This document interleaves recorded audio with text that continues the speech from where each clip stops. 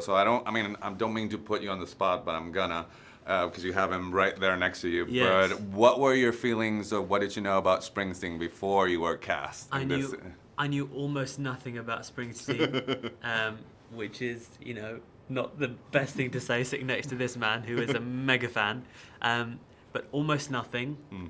That changed very quickly when I started listening to his stuff, and I was shocked by how sort of poetic his words are and how deep and meaningful it is, and I think that was sort of deeply in contrast to what I was listening at the time. I remember telling you the type of music I was listening to at the time was sort of Old music, school. yeah, and a lot of music at that time that had no lyrics. Yeah. So then to listen to Bruce and to sit down and listen to his catalogue of music was pretty eye-opening.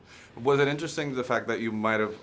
Were you affected by the fact that you were sort of listening to the music in character, maybe? Or Oh, mate, it was so weird because it was.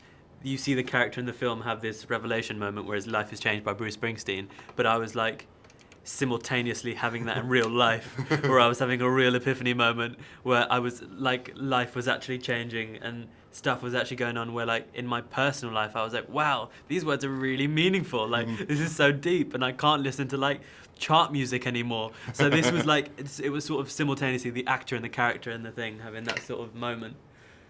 For anybody who lived, I wonder what the movie doesn't start with a Springsteen song. I wonder if we talked to your director about starting the adaptation of your book with a Pet Shop Boys. What were your feelings? Well, that was my idea, because basically the thought was, firstly, he's got to get into Bruce, so he's got to have something he's into more. But the Pet Shop Boys was the biggest song, one of the biggest hits of 1987. So when you watch it, you think, right, I am back in 1987. Yeah. But also, if you listen to the lyrics of that It song, works for the character. It absolutely speaks everything I've ever wanted it to sing. So I really like the idea that that song sets up everything that's the obstacles for the character, and it also sets up the time in the period for it. It's beautiful, actually. It sets up how depressing his life is at the start, so he can strive to get away from it. Yeah, there's Steph and Pet Shop Boys. Who knew? Yeah. But given that I have you here and we don't get to see that and sort of the dramatized in the movie, put me there the first time that you actually got to meet Mr. Springsteen. What was that like for you? Oh, it was it was July 1992. It was outside Wembley Arena. He was about to come on stage, and his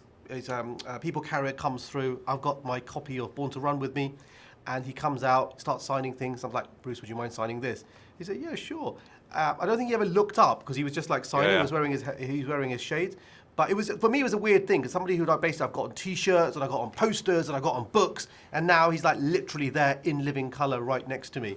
And it was a kind of a cool thrill. But then he's kind of an ordinary guy with an extraordinary talent, so he doesn't sort of give off the air of being too kind of aloof Genius. in that way. Yeah. So I wanted to ask you, now that this is an adaptation, it's a different medium, I wonder if when you see the story, do you relate to it differently? Because, for example, for me, it was sort of a mind play, the fact that I identify with the young protagonist, but now I am the strict father of 13-year-old boys, so I'm the dad, so it was sort of a weird... I've got two young kids, 7-year-old and a 2-year-old, and when I look at my daughter or my boy, I sort of think, that's so me, but then that's not me, they're their own person. Yeah. And that's how I feel when I see Javed on the screen. There are bits which are just oh my God, that is exactly me, that really happened, and then there are things like, why has he got a girlfriend? I didn't have a girlfriend when I was 16. And there you go. Well, it's a fantastic movie. Pleasure talking to you about it. Thank you. Lovely to meet you. Thanks,